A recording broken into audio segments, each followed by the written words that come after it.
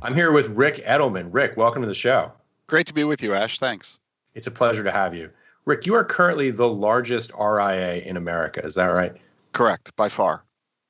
You've got something like 200 billion of assets under management. Correct. We have 350 financial advisors in 170 offices. Well, not anymore, but normally through about 170 offices. We also are the largest workplace provider of advice in the country. We serve about 150 of the Fortune 500, as well as thousands of small businesses around the country. All told, about 10 million workers around the U.S. have access to our financial advice. And then we serve about 100,000 families with full-blown personal financial planning. Yeah, I'm so curious to get into this so I can hear about the conversations that you're having with your clients and what you're hearing from them. But first, just a little bit of background. I imagine most of our subscribers are already familiar with your work, but you're also a former academic. You taught personal finance at Georgetown.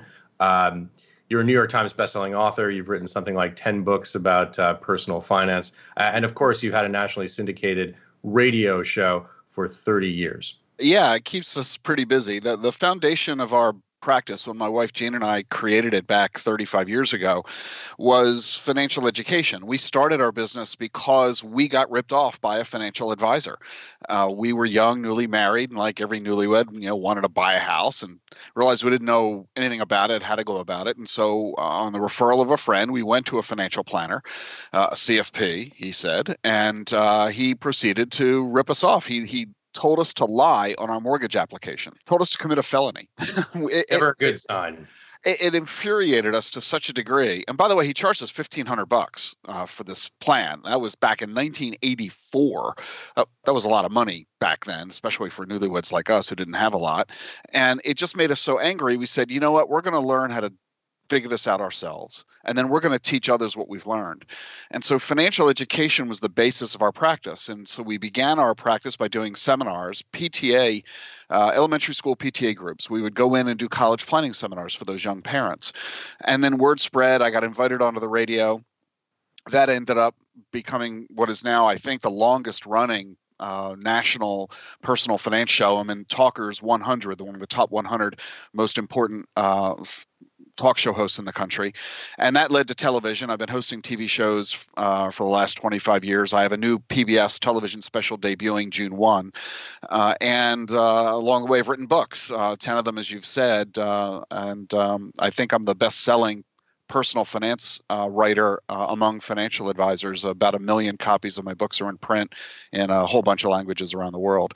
And so our advice has always been consumer focused, common sense, plain English, fun, as entertaining as you can make it, because let's face it, it's an incredibly boring subject, that is actionable, that isn't filled with Wall Street-isms, but really focused on ordinary folks working hard, trying to get their kids into college, care for aging parents while preparing for their own retirement.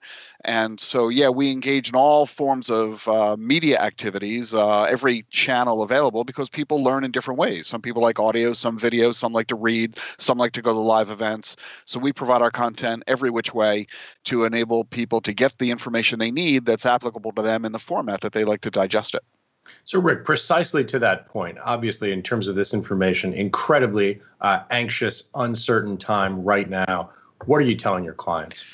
Well, we've been telling them for the past 35 years. I've gone through every crisis since the crash of '87, and we went through the recession in '92, the dot-com bubble, 9/11, of course, most recently the '08 credit crisis, and lots of history before that. Our nation has been going through crises. We were founded on a crisis, and we've seen economic devastation even before the U.S. was created. Of course, we saw the tulip bulb craze of 1636 and the South Seas bubble. And, we have a lot of history showing us how bubbles get started, how pandemics exist, crises and manias and panics and crashes.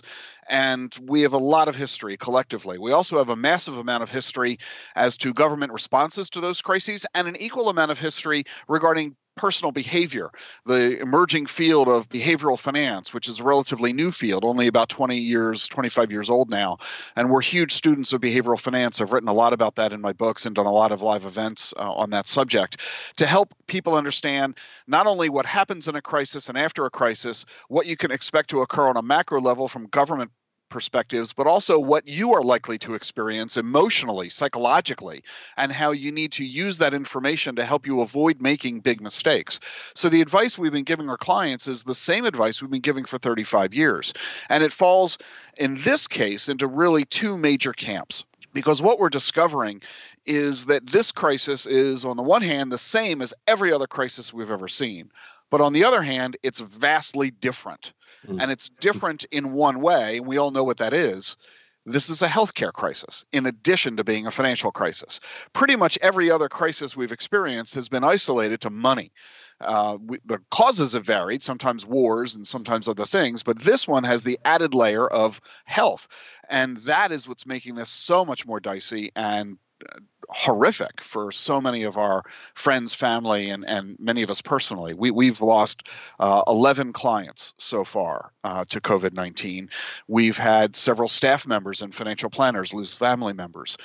So we're feeling this pain in ways that no one ever did in the crash of '87 or the '08 credit crisis.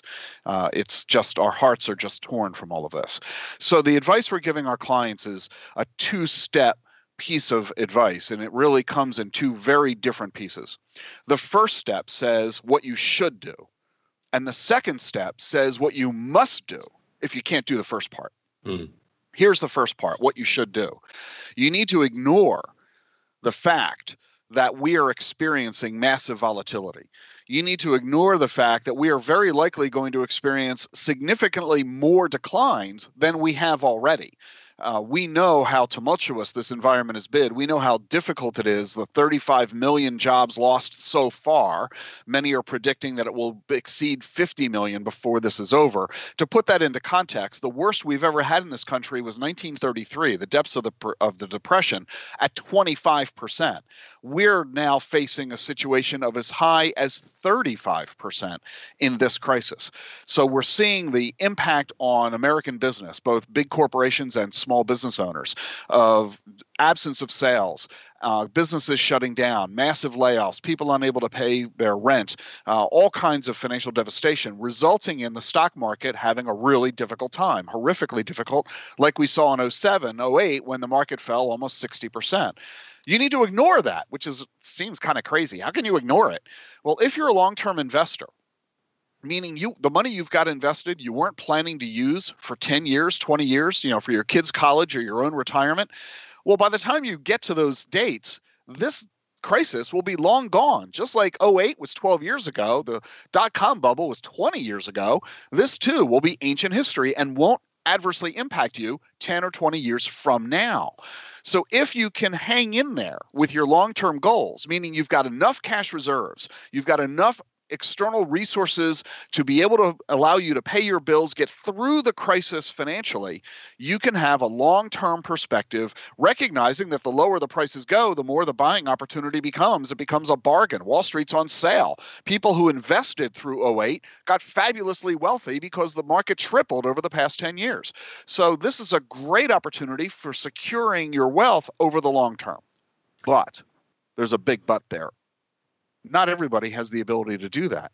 The massive job loss, the interruption of income, the inability to have enough cash reserves, the need for you to help out family members, even if you're okay, they may not be. And I don't just mean parents and children, but also siblings may be needing your help.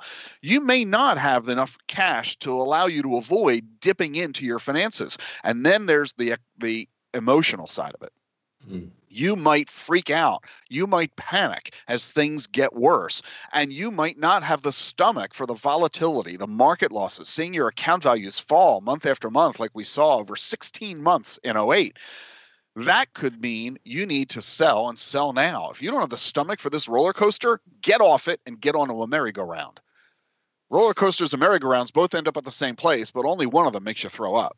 So you need to understand your psychology, your emotional state, to understand if you're able to handle what our nation is going through and is likely to continue going through for some time to come. So Rick, let's talk. You touched on a lot of incredibly important points there. Let's talk on what your a bit about what your outlook is for example, U.S. equity markets. At the time we're taping this, U.S. equity markets are down roughly 14% from the all-time high of February of 2020, and this does not seem like it reflects the full magnitude of all of the points that you just made, the incredible damage that this has done to the real economy, the damage that this has done to savings, the damage it's done to families. It's hard to understand how that number, that minus 14%, is reflective of the kind of absolute devastation that we've witnessed. What are your thoughts about that? Well, I'm not a market timer. I am a believer in America. I'm a believer in the American capitalist system. I believe that if you bet against America, you're going to lose. And I believe very strongly that our nation, which has faced every imaginable crisis in its history and has succeeded in every one of them, will succeed in this one as well. And in the long run, this will pass, just like all the others before it have passed. And by the way, when we get through this crisis, don't get cocky. We're going to be facing a next crisis. I don't know what it is. I don't know when it'll occur, but we bounce from crisis to crisis in our country. And that's the way it is. It's the way it has always been and always will be. So we need to recognize that there are no good times versus bad times. There's bad times and preparing for bad times. And what we need to recognize that if you are a long-term investor, you do well financially despite going through those crises. So yeah, I'm okay with what's coming. But having said that, to your point, if I were a market timer, I would say that investors today are in la-la land. How can you justify, given everything going on, that the stock market is only down 14%? In fact, it's not that the market is down 14 that is really shocking to me, is that the market has risen 20 percentage points from its 35% decline at the beginning of this crisis. How are investors justifying this major increase in stock prices, considering all the information that we have available to us about how long this crisis will last and how deep it's going to get economically? Makes no sense to me. When we look at the PE ratio, the forward PE is trading around 21. Typically, it's around 15. The last time it was 21 was in the dot-com bubble. Well, what does that tell you? So to see that stock prices are as high as they are says to me that many investors are either in denial about what's happening or they're acting with Pollyanna. And I just find it hard to believe that stock prices aren't eventually going to catch up to the economic realities that our corporations are experiencing. Right. That was exactly what I was curious to hear. And when you think about that, what's your outlook going forward? What do you think the timing of that is going to be? What do you think the magnitude of that retrenchment is going to look like? What are your overall thoughts about what that correction might be? I have no idea. In fact, nobody knows. And I'm not a market timer, so I wouldn't even begin to put a clock on this. I don't know how long this is going to last. I don't know how deep it's going to get. I don't know how quickly the recovery is going to be. All of it could be shocking and surprising in both directions, the V down and the V up. Some are talking about a U, some are talking about a W. I've heard recently they're talking about a Nike swoosh. I mean, everybody's coming up with these graphic images of what this is going to look like. Nobody knows. The only thing we do know is the following. It's going to get worse before it gets better, and then it's going to get better. And when it gets better, it's going to get really good because we know the crisis that this is. The economy was in fabulous condition, the best ever in American history. Our economy was sailing brilliantly until COVID came along. Well, as soon as COVID goes away, the economy will go back to where it was, so we will resume the fabulous environment. So it's going to be great, but in between here and there is going to be ugly. I don't know how ugly, and I don't know for how long, but I can tell you what it was like in prior crises. Go back to the 2008 credit crisis. Back then, the S&P 500 fell 57% over 16 months. If that were to happen today, in other words, just ask yourself, is this crisis equally as bad as that one? If you agree that it is as bad, and therefore the market will have the same reaction as it did then, last time a 57% decline, if that happens now, the Dow, which at its high was 29,500, would fall to 12,700. That's about half of where the market is right now. I'm not predicting that that's going to happen. I'm just saying if it was the same as what happened in the past. Yeah. Will the Dow fall that much? Will it fall less? Will it fall more? How long will that last? I don't know.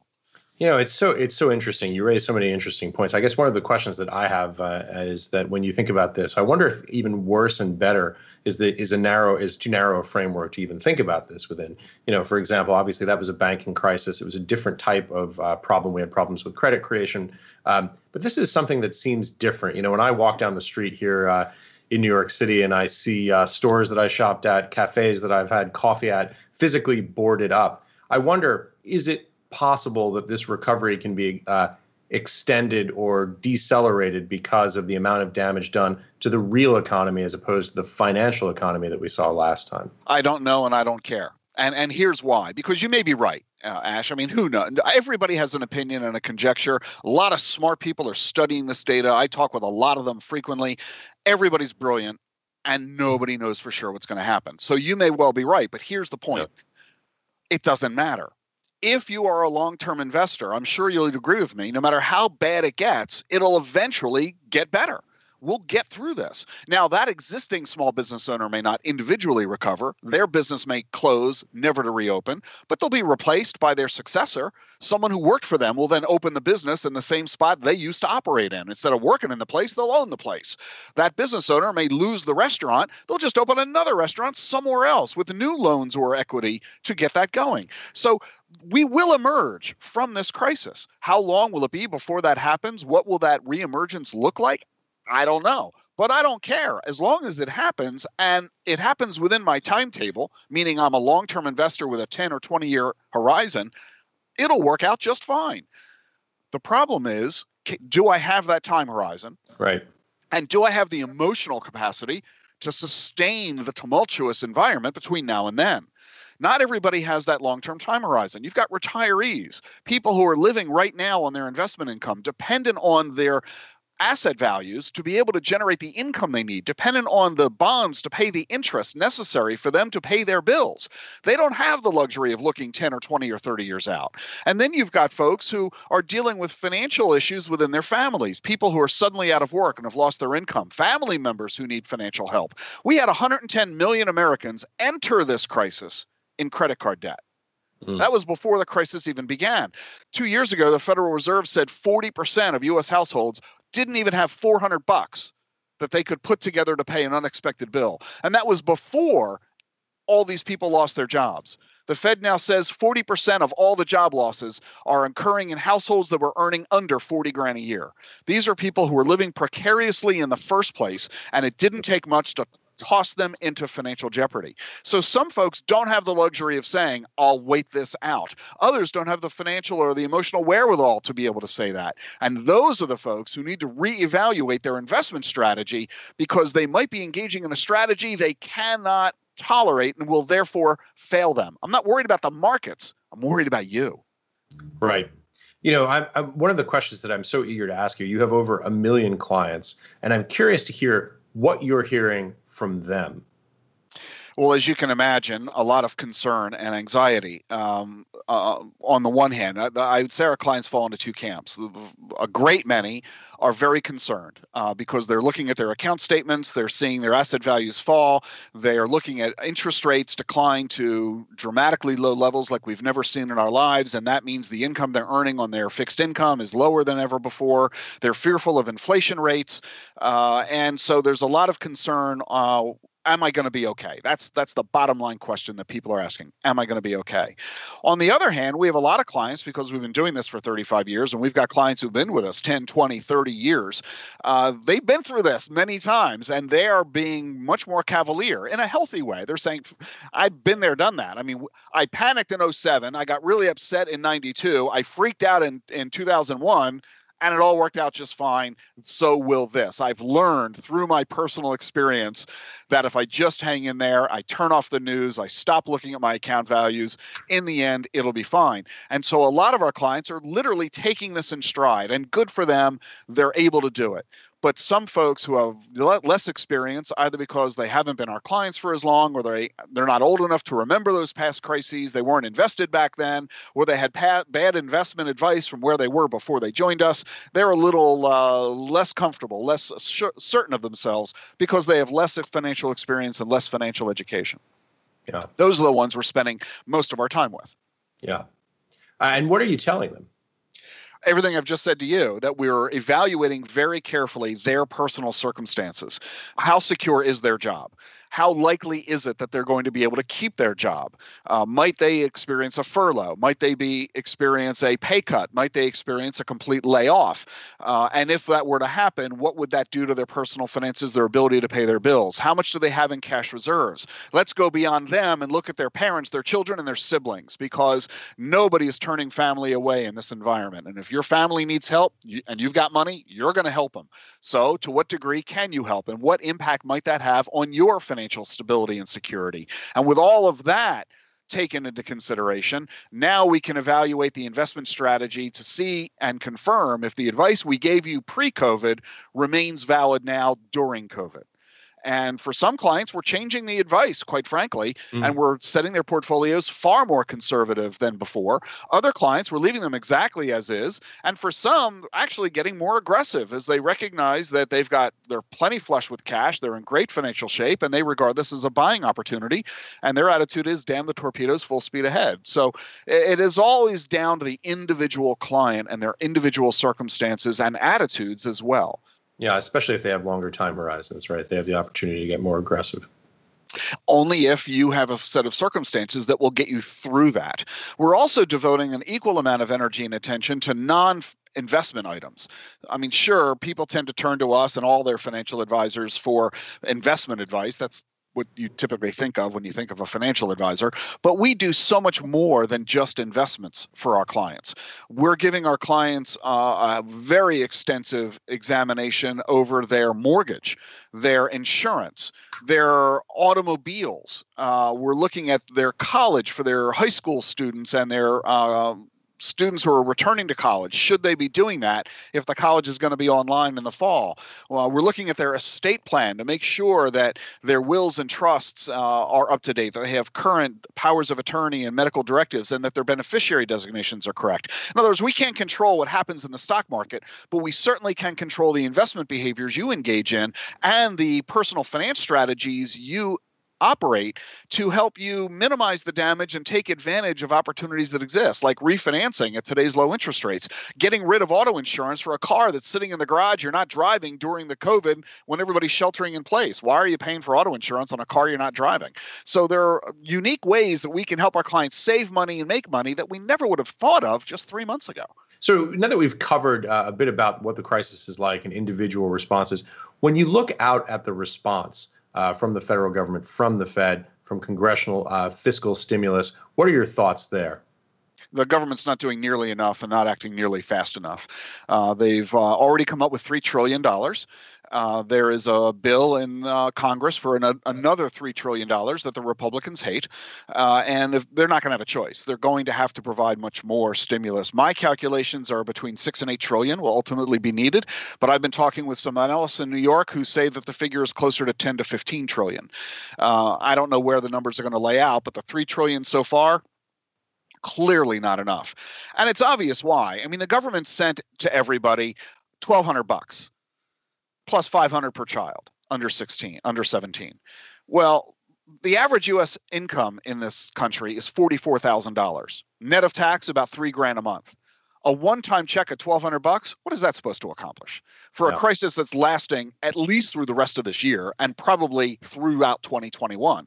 A one-time check at $1,200 isn't going to accomplish anything. The government's not going to have any choice but to provide substantially more stimulus, especially the fact that they so far haven't provided stimulus to the higher education system, which is under massive financial attack right now, to states and municipalities and the national pensions that are occurring around the country between unions, municipal, state, and private corporate pension programs that are $4 trillion underfunded going into the crisis. Social Security, where the trust fund is going to be depleted by 2029, creating a 25% cut in pension and retirement benefits for America's retirees over the next 9 years. We've got massive crises on our hands for big companies, small business owners who employ 3/4 of all Americans. The vast majority of Americans who don't own a home or have no home equity if they do have no savings, no investments, no money set aside, who have now just lost their jobs. The government is going to have no choice but to deal with this by providing far more stimulus than they have so far. And the dilly-dallying that's going on in Capitol Hill is simply making it worse. So they're going to have no choice but to act, and the sooner they do, the better. Now, I'm not liking any of what I just said. I mean, I'm a financial guy. I don't like the government going into debt. I don't like the fact that we're going to be providing handouts to Americans. I don't like the fact that we're going to be dramatically increasing, as a result, taxes and inflation rates to deal with all of this. But we've got a burning house right now. And when you've got a burning house, there are only two things that matter. Get everybody out safely and extinguish the flames. Yeah. That's it. Everything else has to wait. Now, we can argue over what caused this fire, and blame the slob who was smoking in bed. Well, we'll get to that later. And we can worry about the water damage from the fire hoses. We'll worry about that later. We don't have the luxury of dealing with those subjects today. We've got to deal with this burning house. There are tens of millions of American households who don't have any money and therefore can't buy food. We've got to deal with this. And the Congress is the backstop for this issue. They need to act. They need to act now. It's interesting for those of us who've been following markets for some time. This reminds me of that period where we had I think it was called the Emergency Economic Stabilization Act of 2008. Obviously, this was proposed by the Bush administration, and the first time it was voted on, it was voted down. And those of us who remember watching financial television that day, the stock market promptly sold off, and they came back a couple days later, and it worked. And the interesting thing, and this you were suggesting about the political component to this, is we had a Republican in the White House, and we had Democrats voting for the bill in the House, and Republicans who withheld support were the reason that the bill didn't pass. So it is this very unusual sort of politics making strange bedfellows. You have an administration who's focusing, presumably on putting out the fire, as you suggest. And then you have a Congress, maybe Republican Congress people who are voting against the bill more for ideological reasons. Well, it's compounded by the fact that it's an election year. So everybody is recognizing they're going to be held accountable in November for their behavior today. So the vote they take today is going to be it's going to hit them at home on election day. So that's all part of it as well. And some, let's face it, they love to, who said it? Don't let a good crisis go to waste. Yeah. So there are some who are exploiting this crisis to engage in their political agenda. So, hey, since the government's going to be spending trillions of dollars anyway, let's throw a couple $100 billion over here because that's one of my philosophical beliefs, even though that isn't necessarily related to the crisis. You also have others who are going to engage in fraud and abuse, people who are going to be getting money from the government who frankly don't need it, don't deserve it, and who aren't going to use it in a manner that actually helps the country the way that it's intended. Those are inevitables. Pork and fraud are inevitable byproducts, distasteful as they are, to a massive scenario like this. You can't withhold the support and the funds merely because that stuff makes you hold your nose. You got to hold your nose while you write the check. That's just all there is to it. Yeah, and are you taking into account what you think in terms of the trajectory of a recovery, taking into account this massive stimulus on both on the monetary side as well as on the fiscal side? Not at all. I couldn't care less. I got a burning house, and yes, those are really big concerns. What is it going to mean for the federal deficit? What will it mean for the national debt? What will it therefore mean for interest rates and inflation rates? These are all scary questions. Our heads will explode if we try to deal with those first. In other words, we're in a leaky rowboat, right? We're sinking, and you're worried about the rust. We'll get to the rust later. We got to plug the hole in the boat. Otherwise, the rust won't matter. We'll all drown. So one crisis at a time, please. Let's not try to resolve more than we can handle at any given moment. Yeah, Rick, what else are you thinking about right now? Isn't this enough? We have plenty on our hands. And oh, by the way, I haven't said a thing about health. I haven't said a thing about the need for us all to remain healthy, not get sick. If we do get sick, minimize our symptoms. If our symptoms get severe, our ability to get the health care that we need from hospitals, and avoiding the ultimate crisis, death. And what that means, not just for the deceased, but for their surviving family members. We haven't even talked about any of that. And we have to recognize that as we're busy fighting the financial and personal finance elements of this, we've got a healthcare crisis on our hands of unprecedented magnitude, something we haven't seen since the Spanish flu 100 years ago. And so we have an awful lot on our plates, and I am loath to try to add any more to it. Another thing that you and I share an interest in, and frankly, a potential bright spot in all of this, has been cryptocurrency.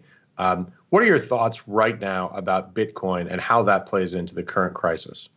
Well, Bitcoin is a huge beneficiary. I'm a big fan of digital assets. I created the RAA Digital Assets Council, which is an organization focused on teaching financial advisors about digital assets, particularly Bitcoin, Ethereum, all the other crypto coins, as well as the blockchain, because it's the blockchain technology that really is what matters here, not merely digital assets. Bitcoin was the number one performing asset class of 2019. It was up over 100%. It is the best performing asset class of 2020. It has grown more than any other asset. And I am a very big believer that Bitcoin should be considered by consumers and investors as something to add to their portfolios. Not much, 1% is plenty. Of an asset allocation. Bitcoin is extraordinarily volatile. There is no certainty it will survive. It could easily be eliminated either by governments who don't like it or competitors who come up with a better mousetrap and render Bitcoin obsolete. Everybody loved Atari, but I don't think anybody's playing Atari anymore. We all had our Betamax, but what happened to that? So, and does anybody remember Lotus 123? It's all about Microsoft Excel these days. So just because Bitcoin is the market leader and looking really fabulous, anybody who invests in Bitcoin needs to recognize they could lose it all. So what I've been consistently telling folks is that before you invest in Bitcoin, number one, learn the technology, understand what it is you're talking about. Number two, if you're going to invest no more than 1% of the portfolio, you don't need to do a lot. Three, recognize that it's an extraordinarily volatile asset. And number four, you are going to continue to see this volatility for years, even decades. And number five, be prepared to lose 100% of what you invest, because that very well may happen. So for a lot of folks, it may be premature for them to invest in Bitcoin. Many financial advisors, including our own firm here at Edelman Financial Engines, we're not recommending Bitcoin to our clients for all the reasons I just cited. We're waiting for an ETF to be made available by the SEC that will allow investors to invest in Bitcoin via a security, similarly to the way many consumers never invested in gold until there was a gold ETF. So we're waiting and watching from a firm-based perspective, which I think is appropriate. But ordinary consumers should recognize Bitcoin I don't believe is going away, and digital assets are here to stay. And it's going to be accelerated by this crisis. And there's one fundamental reason why digital currency and digital assets are going to be the norm sooner than before the crisis came about. There's one simple reason for it. One of the filthiest things we ever touch is money. The dollar bills in your pocket are filled with bacteria. Just imagine all the hands that your money goes encounters. Why on earth are you touching that money when we are afraid to go anywhere near another person? So instead of using printed currency, let's use digital currency. And I think that this crisis is going to accelerate the use of digital currencies that governments will provide or make available or allow to help deal with it from a healthcare perspective. Yeah, absolutely. My mother used to always mock me for using Apple Pay when I would go in the store. She said, it's $5. Give the cashier the $5. Now she's asking me how to set it up. So I think you're right. I think there is going to be that great demand for it. It's interesting to me also that due to some of the challenges with custodying digital assets, the risk of losing, for example, a key that would effectively result in forfeiting the entire investment, that you guys are thinking about investing through vehicles like ETFs as they become available. Yeah, but even there, that just takes one step further, the issue of custody. And let me make sure everybody knows what we're talking about. When you have $1 in your pocket, you're the custodian. You have custody of your money. We also know that if you drop your dollar out of your pocket onto the street, someone else comes along and picks it up, they now have custody of your dollar. So that's the issue of physically losing your money. And when you're dealing with it digitally, you have an online service that is serving as your custodian. They have your digital wallet. They have your Bitcoin or other digital assets. And you have to hope that they don't lose the digital wallet, that their system doesn't go down, their servers don't crash, that they don't get hacked and somebody steals the digital coins. This issue of custody is one of the SEC's biggest concerns about Bitcoin, is the risk that a custodian might end up going broke or getting hacked. Now, this is an issue the SEC has been dealing with for as long as the SEC has been in existence, over 100 years. When you own a stock or a bond, you own it at Merrill Lynch or TD Ameritrade or Charles Schwab or E-Trade or who knows where, but you're buying stocks and bonds with a custodian, and they have your physical certificates. You don't have shares of IBM sitting in your drawer at home. You're doing it online. So this custody issue is extraordinarily important. It's the foundation. We all have fundamental confidence that our custodian is doing a good job, that our assets placed in that custodian are legit, available to us at any time, won't get stolen, won't get hacked, won't get lost. And the SEC wants to make sure that that very same solid structure is equally applicable to digital coins like Bitcoin. The SEC is not yet convinced. I am, in my research and work with these organizations, I think that concern used to be legitimate, but I think we've overcome it technologically. There are other issues that remain, such as volatility, and legitimacy of pricing. To touch on the point that you just made about custody, paradoxically, that's one of the selling points for the advocates, the people who are most passionate about it, is the idea that you can truly self-custody your own assets by maintaining control of the private key. Now, the flip side of that, of course, is the risk, right? So if you have the private key and it gets lost, you have literally nothing, right? You have no claim on that asset at all. It's like having money in a safe and you lose the combination, right? Right, which is also appealing to some people, right? The idea of being able to physically have money in your own safe. It's the same thing when you buy shares of Microsoft. Are you going to let your broker hold on to your shares, or are you going to demand that they send you the certificate so you can put the certificate in your safe, safe deposit box? Well, there's pro and con. What happens if the brokerage firm collapses? But what happens if your house burns down and the document burns up with it? So there's no safe place to hide. We are all operating under one fundamental word in our economy. The entire economy is based on a single word: confidence. We have confidence that the system works. And that's the SEC's fundamental job, is maintaining investor confidence. Because without confidence, nobody's going to be willing to do anything. So we were willing to put money in the bank because we have confidence that the money will be there. Back, in the 1800s, when you had bank robbers out west and they ran in, stole the money out of the bank, there was no FDIC. Your money was gone. It was stolen by a robber. You were broke. Well, the government, to respond to that, created FDIC. Don't worry if your bank gets robbed. FDIC will backstop you up to $250,000. So we have systems in place to help create confidence for consumers. And the question we have now in this economic crisis: how confident will consumers remain about and therefore, what is their willingness to continue investing in and owning stocks, bonds, and even currency? Yeah. One quick question to get back to the digital assets. You've been thinking about Bitcoin and blockchain and Ethereum. When you think about those technologies, what do you think the greatest potential is? Is it a form of digital gold, a store of value that can be off-grid, that is less correlated with other assets? Or is it something that potentially has other uses, payment protocol, for example, or some of the more abstract uses of the technology? When you think about that asset, what are you looking at and what are you most enthusiastic about? All the above. It is all incredibly exciting. One of the most profound comments ever made to me by a technologist that I spoke to, he said, let me put it to you this way, Rick. He said, we are the four most impactful technological innovations in human history. He said, here they are: fire, the wheel, the internet, and the blockchain. That was like mind-blowing when you put it in that context. The blockchain is going to have the most fundamental impact on commerce ever in human history. And it means everything you just said is true. Yes, there will be digital assets that operate like gold, that have a store of value. You will have digital assets that operate like a currency, like the US dollar does, that allows you to transmit money from one place and one person to another. You're going to have the ability to transmit and to transact assets. We're going to be able to digitize everything. We all buy shares of Amazon, but you can't afford to buy the whole company, but you can buy one sliver of it called one share. Well, why can't we do that with the GM building in New York? Why can't I do that to the Empire State Building? Why can't I buy a tiny piece of real estate? And we're already doing that digitally. We're doing it with rare art.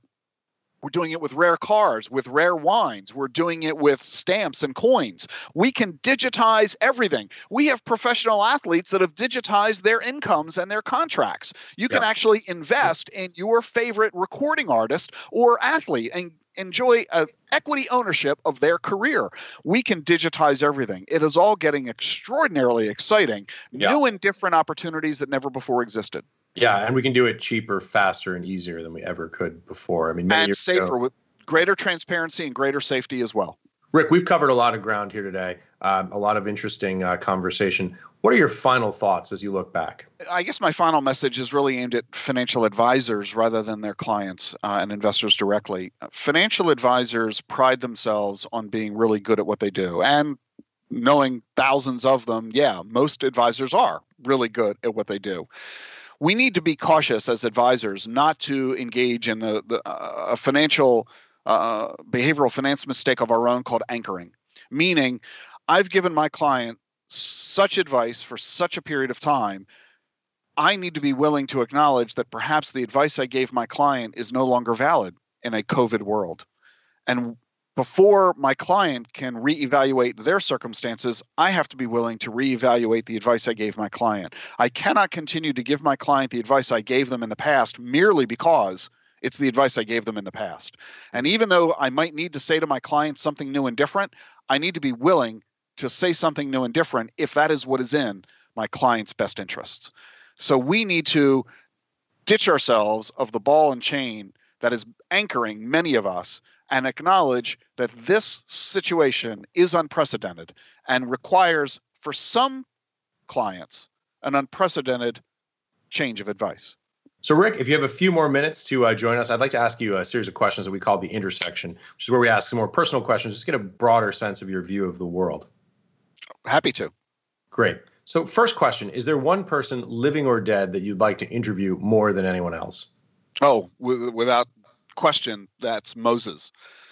The Bible is filled with a large number of characters who dealt with their messages from the Lord, but it is only Moses who not only actually had an active dialogue with God, he challenged God. He disagreed with God. Ultimately, had the ultimate punishment for it. Wasn't allowed into the promised land. But someone who's willing to have an argument with God, that's a guy I've got to meet. Very well said. What are the books or book that's changed your life or that changed the way you see the world most, and why? Well, there's a lot, of course. I mean, there's the standard, of course, everything written by Ayn Rand. I've read growing up a lot of dystopian books, Sinclair Lewis and Aldous Huxley, and the list goes on and on and on. I guess you could probably put Rand in that category too. And the title that comes to mind these days is the title, "It Can't Happen Here." Well, hello, it looks like it is. So a lot of those. I've read thousands of books on personal finance and the entire category, two in particular, of manias and crashes, looking at history. We repeat history because we fail to learn from it. So learning about prior crashes and panics and manias is extremely helpful, as is the study of behavioral finance. Why do we make the decisions we make? We like to brag that we're smarter than every other animal on the planet. I'm not convinced that we necessarily are, because we don't act intellectually, we act emotionally. And understanding behavioral finance is extraordinarily insightful. So all of those I find to have been very, very helpful. Isn't it incredible that the field of behavioral finance barely existed when we first got into this business? Yeah, it's really interesting. I've talked with Harry Markowitz a lot, and Harry likes to. He's a Nobel Prize winning Yes. economist who created the field of modern portfolio theory, and he says that he is actually the grandfather of behavioral finance. Back in 1953, he showed me his paper on this. He actually wrote the very first paper back in '53 that asked the question about investor decision making and laid the foundation for behavioral finance. It wasn't another 20 years before Tversky and Kahneman really launched it into a full-blown science where they ended up winning the Nobel Prize for that work. So, yeah, you're right. It's fascinating how economists for centuries never took into consideration human attitude and behavior, when today it seems so unbelievably common and common sense that Right. we behave emotionally. And so it's really funny that even today, many people do not realize that their decision making is emotional, not intellectual. Yeah, economics is not physics, and that's where the models were based. It's really fascinating. So, as a leader in your field, I'm curious, how do you stay engaged? How do you stay up to date? And what do you look to find sources that challenge your current opinions? I read everything I can in the field, the investment advisory community, lots of conferences. I talk with lots of folks in the industry, both the individual advisors throughout the country, as well as corporate executives and the private equity firms that are providing funding to these corporations, the consultants and consulting firms that serve this industry. So I've got my pulse on a lot of that stuff, plus the macroeconomic folks and a lot of policymakers in Washington, D.C., and a lot of experts in other related fields. I'm constantly trying to get around all these folks. One of the big areas I'm dealing with is the subject of aging. So I'm on the advisory board at Stanford's Center on Longevity and the Milken Institute's Institute on Aging, and I've done work with MIT's Age Lab as well to get around these experts who are looking very forward as to where our nation is headed from a demographic perspective, with people living longer than ever and the boomers growing in size, the population pyramid shifting from a pyramid to a box. Historically, the bulk of the population was at the base. The younger you are, the more of you there were. Older people tended to die. That's not really true anymore. Older people, instead of dying, are living longer. My mom's 92. So we have as many people at the top of the pyramid as at the bottom now.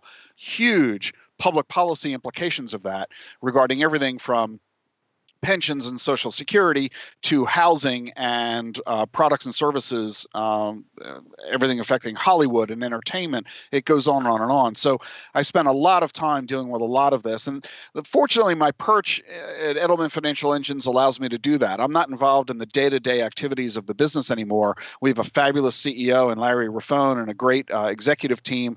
And so they're able to run the company on a daily basis. It allows me to step back, stare out the window a lot, and just try to figure out where are we going, not only for our firm and for our clients, but for the industry and the nation as a whole. And that's what has allowed me to do some thought leadership in our industry. My most recent book, The Truth About Your Future, is all about thought leadership of where we are headed regarding exponential technologies. We talked about one of them, Bitcoin and the blockchain, but there are so many others, 3D printing, nanotechnology, biotech, bioinformatics, big data, fintech, the list goes on. And these are going to have tremendous, unprecedented impacts on every aspect of life on our planet. And what does that mean for your personal finances and your investment strategy? So I spend as much time as I can talking with a whole lot of others and doing one thing you said that's really important, talking with people whose views I don't agree with. Yeah. Too often I'm discovering in society these days, we engage in what we now call confirmation bias. We only talk to people who agree with us, and we dismiss anything anyone else has to say. That's just not an effective approach for knowledge and learning. You've got to learn from people who have a point of view that is completely different from your own. It's the only way for you to learn and develop and to consider if your own thought process is effective. One of my favorite quotes is from Abraham Lincoln, who said, "I don't like that man. I must get to know him better." Yeah. The importance of diverse sources simply can't be overstated, and very well said. Some of our guests have a specific breakthrough or tipping point in their life that they can trace some of their success to. Do you have a moment that you think back to in your life that would fulfill that criteria? Well, it's hard to specifically pinpoint one. I remember that a line from one of the Beatles biographers said that they spent 5 years becoming an overnight success.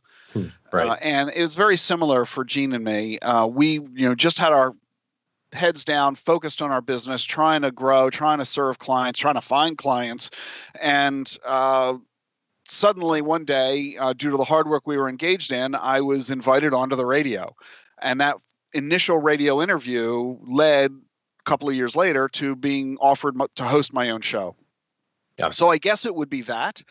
But there was no, it wasn't one day you wake up and, there's a light bulb. It really just represents years and even decades, day in, day out, of extraordinary levels of hard work and focus. And then you turn around one day and you're like, oh, wow, look what I've built. I didn't even realize it as it was happening. And all of a sudden, here we are. I remember the biggest shock one day was when we'd read Inc. magazine. They publish the Inc. 500 every year. These are the 500 fastest growing privately owned companies in America, the opposite of the S&P 500, which is the 500 biggest public companies. Right. Inc. 500 are private companies.